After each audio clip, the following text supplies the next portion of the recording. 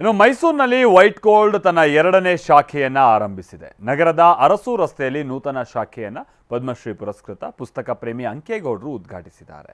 ಇದೇ ವೇಳೆ ಮಾತನಾಡಿದ white gold sales director Mithun Shetty, ಮೊದಲ ಶಾಖೆಗೆ ಉತ್ತಮ ಸ್ಪಂದನೆ ಸಿಕ್ಕಿತ್ತು, ಹೆಚ್ಚಿನ ಗ್ರಾಹಕರಿದ್ದರು. ಈ ಕಾರಣಕ್ಕಾಗಿಯೇ ಎರಡನೇ ಶಾಖೆ ಆರಂಭಿಸ್ತಾ ಇದ್ದೀವಿ. ವೈಟ್ ಗೋಲ್ಡ್ ಜನರ ವಿಶ್ವಾಸವನ್ನು ಗಳಿಸಿದೆ. ಆ ನಂಬಿಕೆಯನ್ನು ಮುಂದೆಯೂ ನಾವು ಉಳಿಸ್ಕೊಳ್ತೀವಿ ಅಂತೆಲ್ಲ ತಿಳಿಸಿದ್ದಾರೆ.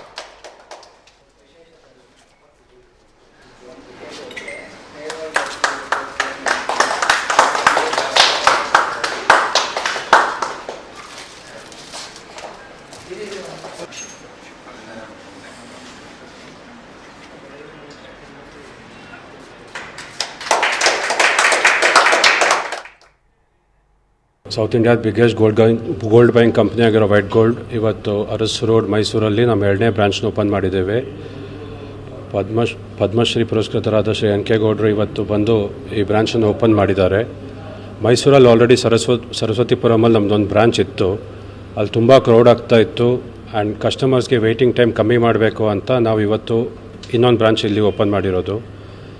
ಲಾಸ್ಟ್ ವೀಕ್ ನಾವು ರಾಯಚೂರು, ಧಾರವಾಡ, ಬಾಗಲಕೋಟಲ್ಲಿ 3 ಬ್ರಾಂಚ್ ಓಪನ್ ಮಾಡಿದ್ದು. ಇವತ್ತು ಮೈಸೂರಿನ ಬ್ರಾಂಚ್ ಒಟ್ಟಿಗೆ ಸುಮಾರು across 4 states of Karnataka, Kerala, Andhra and Telangana 130ಗೂ ಪ್ಲಸ್ ಬ್ರಾಂಚಸ್ ವೈಟ್ ಗೋಲ್ಡ್ ಇವತ್ತು ಇದೆ.